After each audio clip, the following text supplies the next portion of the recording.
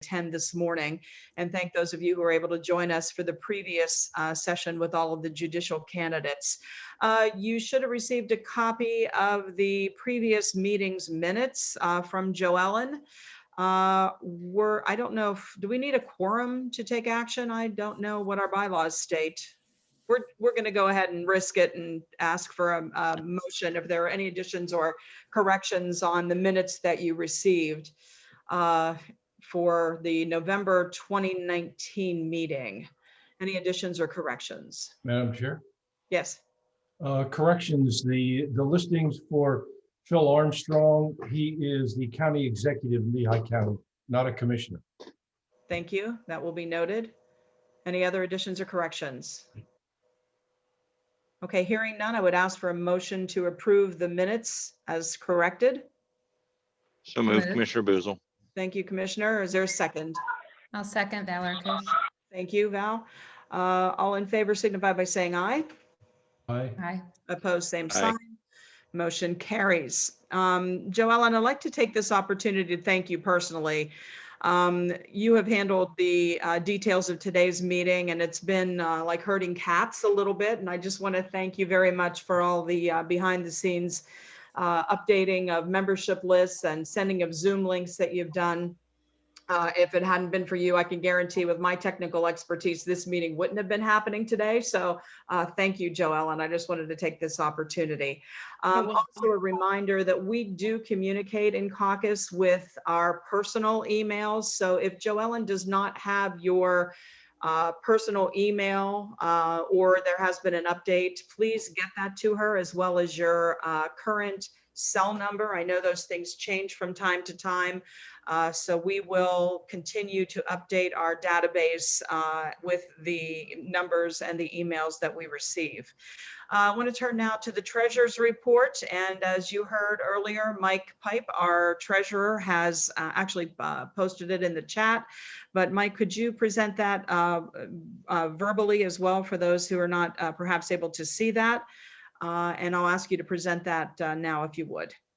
Happily. I have included it in the chat once again. We started, essentially, we were basically right where we were at last year, or I should say about 16 months ago, 17 months ago. We have a total of $3,393.56 included in our current account. And we essentially had our check go out for our breakfast in Hershey, and we also had a reimbursement for a plaque for the former chair of the caucus. We wanted to thank them for their service, and we are also, so we have a current, again, total of $3,393.56. In addition, we are really encouraging that we begin to pay dues again for this meeting here, and I'm including as well what you can make the check out to PA Dem Caucus County Commissioners for $35 is our typical dues. This will enable us to make some donations for the very important statewide judicial offices this year. And again, we would make donations at our August meeting as we consider those candidates. So I think we're encouraging that. And I think the full executive committee is on board with that, making sure that we can make those needed investments as we come into the year. So happy to take any questions, but appreciate the time. Okay, thank you. Any questions for Mike this morning on the treasurer's report or the suggestion to forward dues in the interest of making some very needed contributions for our candidates this fall? Okay. Don't hear any questions, so we will ask that you just forward your checks to Mike at the address provided. Also, just want to mention, we really don't have an idea yet. Maybe you do, Kevin, if CCAP is planning summer conference, or are we going to be doing that virtually again this year? So that's a great question. I had a meeting with them yesterday and we discussed it, or not yesterday, last Friday, I guess. And there's some mixed feelings. I believe that a lot of people want to get back. They just want to make sure that we have met the limit thresholds that we can actually get together for conference, according to the governor's rules and DOH. So as of now, it's not out. I will tell you I'm in favor of, and I've been asking the staff to make every accommodation. It may come to a hybrid where you can go in person and be online. But more information to follow probably in the next, I know we have to make that decision by mid-April. So you'll be hearing about it soon. Okay, wonderful. Just wanted to ask that question. So there's a chance that we may be coming together in the summer, but if you can forward the checks to Mike now, that would be great. Thank you, Joel. And I see in the chat you have moved to approve the treasurer's report, and Jeff, you have moved to second it. I don't believe we need a vote on a treasurer's report. We'll just spread those, I guess, on the minutes, subject to audit, if in fact we even do an audit. I don't know if we do or not, but thank you very much.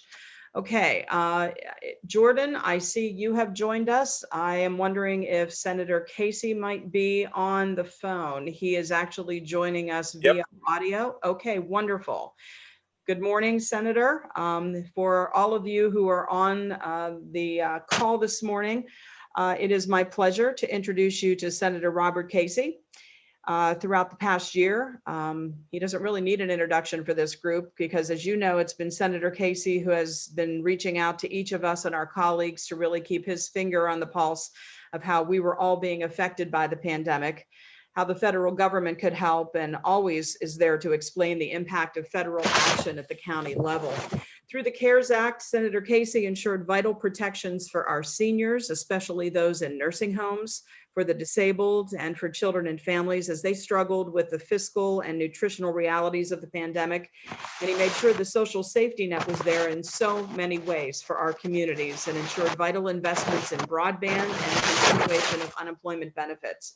Today, we have invited Senator Casey to talk about the American Rescue Plan passed solely by Democratic leadership to help our nation continue the long recovery process. Senator Casey, on behalf of all of our counties, just want to take this opportunity to thank you for your continued leadership throughout this crisis. And as Democratic commissioners, we look forward to working with you as our soon-to-be senior U.S. Senator of Pennsylvania for the shared benefit and support of our counties. And we're thrilled that you're here with us this morning. Well, Pam, thanks very much. I'm in a car, so I hope you can hear me. Is that okay? I think we're having a little trouble hearing you, but Okay. if you, we will try. Let me see if I can raise the volume. But Pam, thank you so much. I want to thank all the commissioners who are in attendance. I just thought I'd walk through a couple of basic parts of the rescue plan.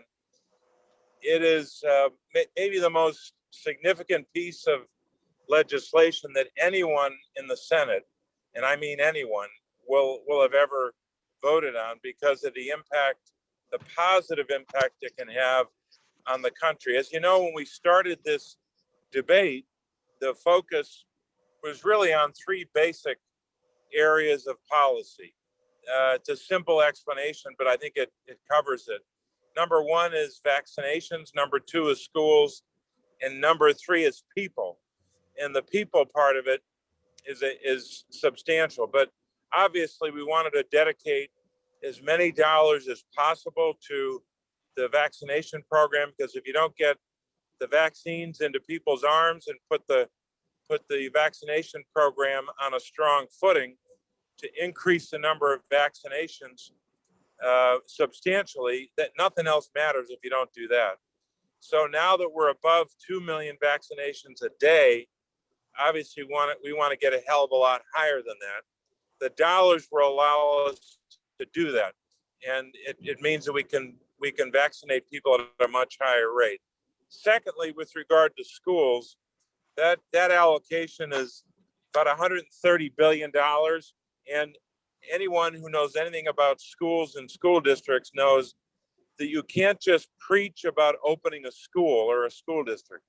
You got to pay for it. You got to pay for the spacing that you need in the middle of a pandemic. You got to pay for ventilation. There's a lot of cost involved. So politicians in Washington should do a lot more than preach and finger point about opening schools like a lot of Republicans are doing, they ought to vote for the money. That's what I did. And it's critical that our schools in our school districts have the dollars they need to open up safely, not just to open up recklessly, but to open up safely. And that's what we do in the bill. Third, people. I could talk for literally several more hours about every provision here that lifts up people.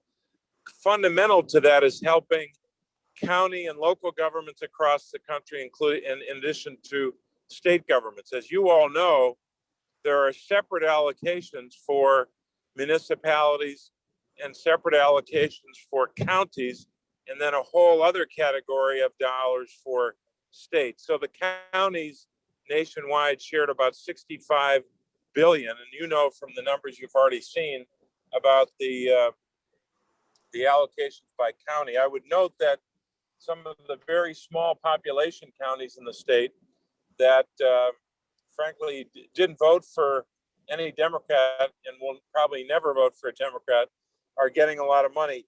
You know, one of the best, strongest counties for the president when he was the former president who was running in 2016 and 2020, just by way of example, was Fulton County. It was his best county in 16 and either his best or his second best in 20. Well, little old Fulton County is getting $2.8 million, $2,818,000. That just goes to show you that this rescue plan goes everywhere. It's not allocated by party or by preference. Every county gets help. Every municipality gets help. And that's what should happen when you're in the middle of a pandemic. We know that there are a few restrictions on the dollars, but frankly, not many restrictions about what counties can do with the money. Here are some of the basics. Funds can be used to respond to COVID-19 or its negative economic impacts. Number two, the funds can be used to offer premium pay to essential public sector workers and provide grants to private sector employers to provide premium pay. Third, the dollars can be used for government services so that the same level of service can be maintained from the government's 2019 revenue. And fourth, the dollars can be used to make necessary investments in water, sewer, or broadband infrastructure. The dollars cannot be used to offset a tax break or to deposit into a pension fund, and local funds can't be deposited into a pension fund. So with a few restrictions, that's the basic restrictions on how the dollars can be used. So we wanted to make sure that the dollars were there for county and local governments. In addition to that, as you know, the tax provisions, the tax credit provisions in this bill are the most generous in American history. This bill, because of the changes made to the earned income tax credit, the changes made to the child tax credit, the changes made to the child and dependent care tax credit, meaning the child care credit, along with the unemployment assistance and the food assistance and so much else, this bill cuts child poverty in half. No one can say they have ever voted for a bill in the Congress that does that. This bill does that. The challenge we're going to have is to continue these tax credit provisions. And it's about time Washington did something substantial, not only for low-income families that it's never, ever done before in 60 years, but to do something for middle-class families, because middle-class families will benefit from several of these provisions, but especially from the child and dependent care tax credit, which I was the author of. That's going to help middle-class families pay for childcare by putting money in their pocket, thousands of dollars in their pocket to pay for childcare. Last thing I'll say about the people part of this is the following. The families across the country got hammered by the virus. because family contracted the virus, or because they lost a job, or because they lost their business, or because something else happened to their family or their community. This bill focuses especially on families with children. And here's what the Tax Policy Center tells us in one sentence. Quote, families with children. That's a hell of a lot of families across the country, tens of millions. So here's what they say. Quote, families with children will get an average tax cut of more than $6,000 under the bill, unquote. That's what one of the organizations that studies tax policy told us. So finally, families with children and middle income families and lower income families got help from Washington. You know who did not get help in this bill? Rich people. And I'm pretty damn proud of that. I am so tired of Washington taking care of not just the top 5%, but the top 1% and the top 0.1%. They have been getting gross, obscene tax cuts since 1980. They have been getting the benefit of a rigged tax code for 40 years, since 1981, when a lot of this started. Middle income families and low income families have gotten very little from Washington. So it's about time we said to rich families, no way, we're not helping you, we're going to help families that need it. And that's why the people part of this is important. The help for food assistance builds on the support from December, and that's good, but it took us way too long to do that. We got blocked at every turn by Republicans who didn't seem to give a damn about food assistance until December, and then of course in this bill they all voted against it. So every Republican in Congress voted against food assistance. Every Republican in Congress voted against the vaccination program. Every Republican in Congress voted against cutting child poverty in half. They voted against a lot more, but I don't have time to walk through that for you. But I want to thank you for the support you've given us, the support you gave to members of Congress who were trying to bring help to counties and states. It couldn't have happened without your advocacy. And I would say advocacy on both sides of the aisle at the county commissioner level. A lot of Republican county commissioners helped us with this, but not enough Republican members of Congress. In fact, zero helped us on this. So we're going to keep making sure that people know what's in this bill. And if people get sick of me talking about this bill, I know I will have done my job, because one of the worst things Democrats do is pass measures that help people, help working families, and then we move on to the next thing. I'm not going to do that. I'm going to talk about this bill for the next 4 years. As long as I have this job, I'm going to talk about this bill, because I'm going to make damn sure that the people of Pennsylvania know what's in it. Pam, with that, I'll let you guys go. Thanks for your help. God bless your work, and I'm grateful to be working with you. Thank you, Senator. We really appreciate your joining us today, and please thank the members of your staff on our behalf. I think their outreach is second to none, and we do appreciate their work as well. So thank you. Thanks. I think this gives us a great springboard for the culmination of our discussion today. When we met in November of 2019, I think we were all heady with our recent wins in the election of 2019, and a big group of us were talking after our caucus breakfast broke up about some of the frustrations that we have had, about how difficult it is, particularly for those of us who are in counties that are deep red and are serving perhaps as minority commissioners, to really talk about the fact that we have pride in being Democrat, and we certainly have a lot of work to do and a lot of good things to talk about in our communities, particularly in light of the fact that we have seen a change in the administration and some of the topics that Senator Casey, all of the topics that Senator Casey just talked about. We want to pick up that thread of discussion now, 16 months later. With this Democratic administration and the impending gubernatorial and Senate races that are just around the corner, what role can we play as commissioners to really rebuild our party in the state of Pennsylvania, in our communities, and help turn the tide for the state to begin to turn it not only blue at the state level, but turn it blue or a little purple locally.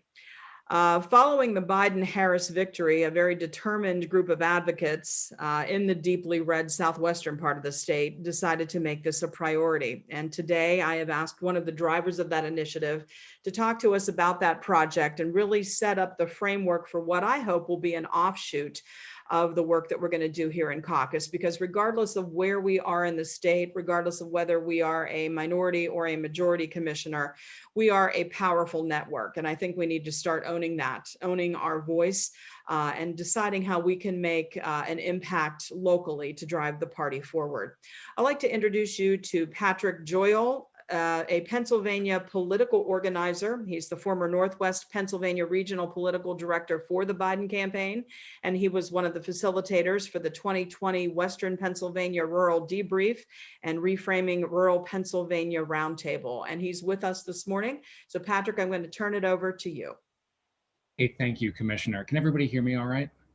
Yes. Wonderful. All right, cool. I got a new microphone and I wanted to make sure that things are good. Thank you so much for having me, letting me join this morning. I see a lot of familiar faces here. I think I've spoken with or interacted with most of you. And I wanted to thank you first and foremost for giving your time this morning, and more importantly than that, for everything that you did for the Biden campaign and the coordinated campaign in 2020. Obviously, we did our job. We flipped the Commonwealth back to blue. Joe Biden and Kamala Harris are in the White House. That's a huge win. But there are some troubling trends under the surface of that win that I'm sure you've all seen. And those started long before the 2020 election cycle.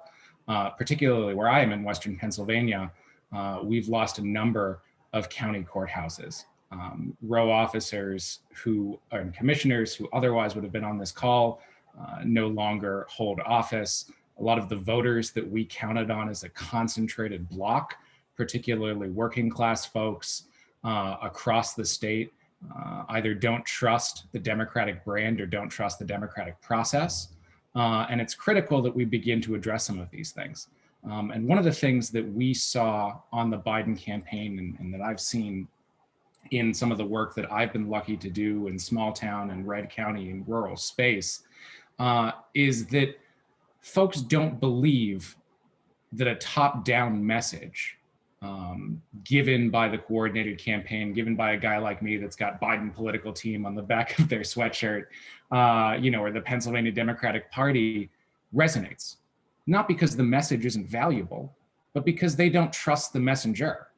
If I get dropped into, I'll put Commissioner Boozle on the spot, if I get dropped into Butler City and I speak to the Butler County Democratic Committee, or I speak to Mayor Harry Boltz in Petrolia, which is a town of 200 folks in Northeast Butler, and I say, come on guys, roll the rock up the hill. It's every 4 years. Let's go back. Let's get folks support. I don't think I'm going to be trusted because I'm not there every 2 years, every 4 years, every year, the way you guys are. I'm not baked into that community. I don't understand the daily concerns.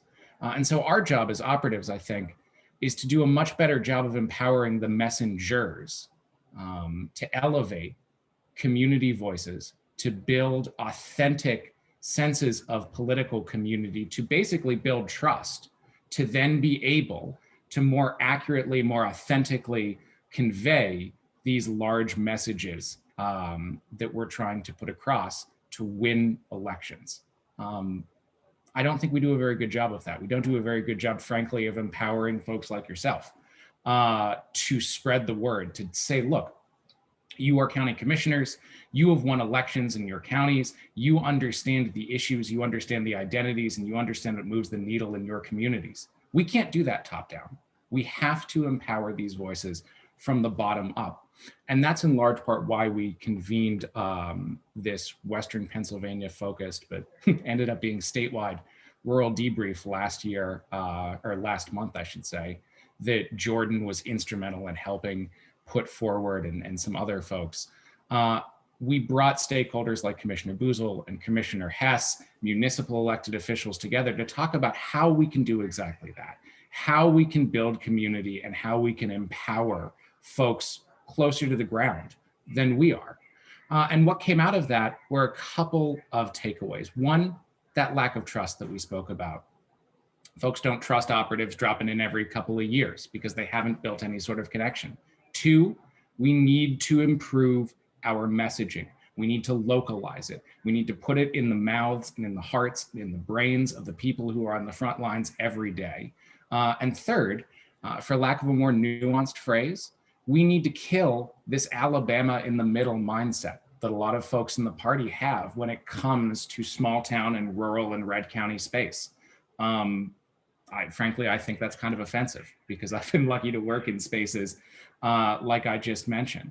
This concept that we're Pittsburgh and Philly and we just build there and hang on for dear life everywhere else, it worked a little bit, doesn't work a whole lot. It's not sustainable. What we need to do is build sustainable organizing structures in these spaces. And by doing that, we can rebuild trust in the brand, rebuild trust in the system, and not for nothing, elect more folks like you.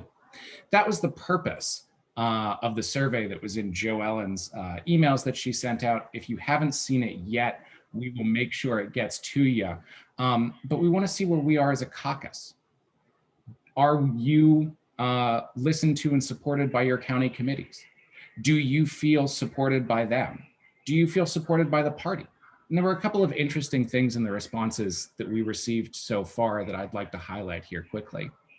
What was good is that in the responses so far, we see that the majority of commissioners who responded feel that they're supported by their county committees.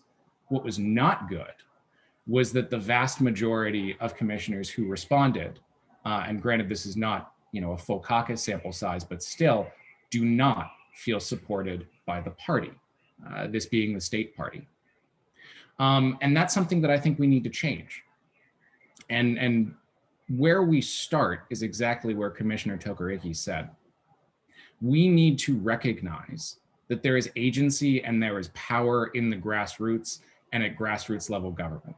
Everybody who is on this call knows people in their communities, is a trusted source of information in their communities, can counter national stereotypes, can counter nationalized disinformation, can counter a lot of democratic stereotypes put through by national and statewide Republicans, and are better trust builders, frankly, than people like me who drop in and say, okay, roll the rock up the hill every couple of years.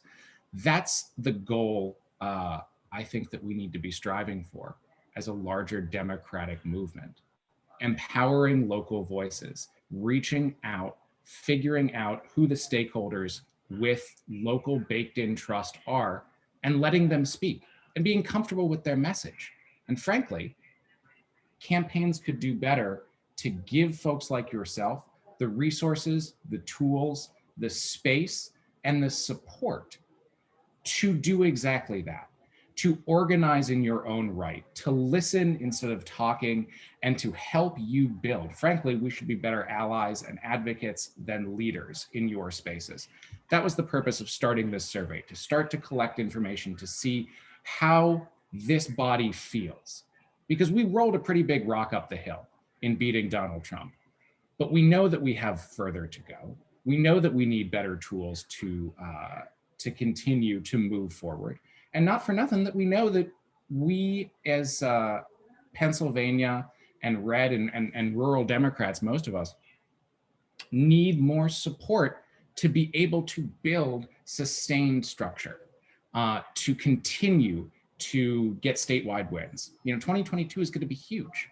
We have a governor's race, we have a Senate race. 2021, we have these judicial races. We heard from these candidates this morning. We need these margins. Margins matter. And I'll close with this. Not so much electorally, although those are hugely important things. Getting 30%, 32% in Cambria County is how you win Pennsylvania. But margins matter on a personal level. Populations that feel that they're on the margins, rural folks, small town folks, Rust Belt folks, who feel that their thoughts, their ideas, their worldviews, and their values aren't listened to or shared by their electorate, they're going to vote for the people who say you're right. And we have a hard time lifting up their views, accepting their voices into our coalition, and empowering the people who know them to speak to them and build that trust.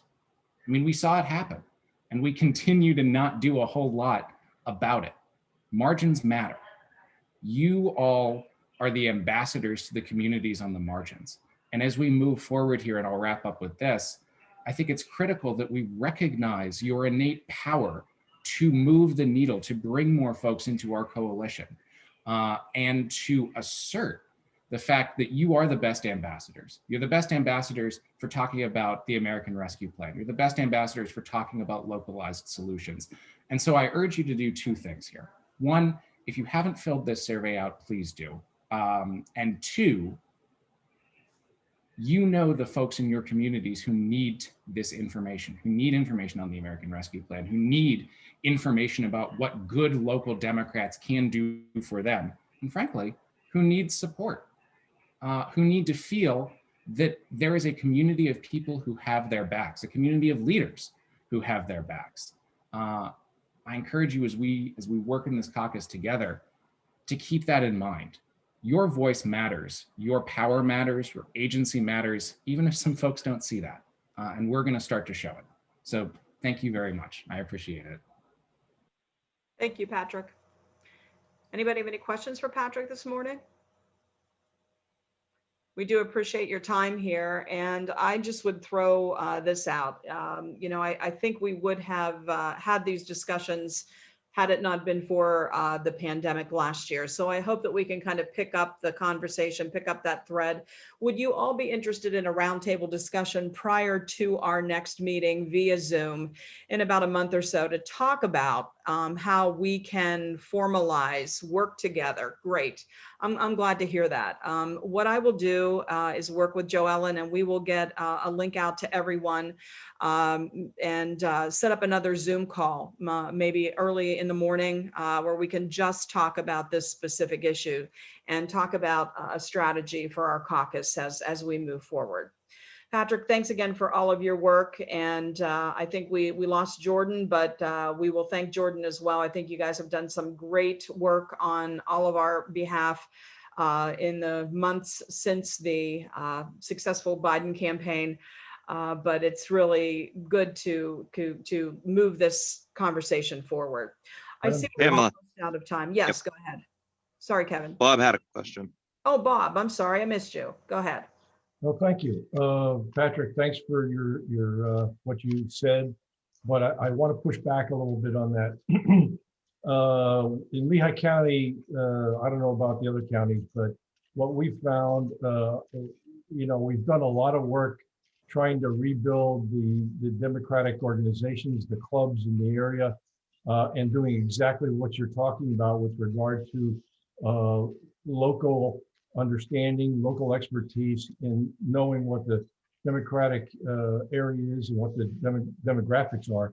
But what we found is that when the national and the state campaigns come in, they just essentially tear us up. They override us, they roll right over us, and they don't use our local expertise to the best advantage. And that's been a real bug in my head for the last 3 years, because of all the work we do locally, we need to get the message back to the various candidates to say, and their organizations to say, hey, make use of the local folks, make use of their expertise. We know where the votes are, we know where to go. And there's not enough of that. So that's just my comment. No, Commissioner, you're absolutely right. And real quick, because I know we got to stop here. We have to be able to walk and chew gum at the same time. We have to build sustainable, localized infrastructure and turn out votes in this larger scale political ecosystem to win. And we only do that by empowering people like you and the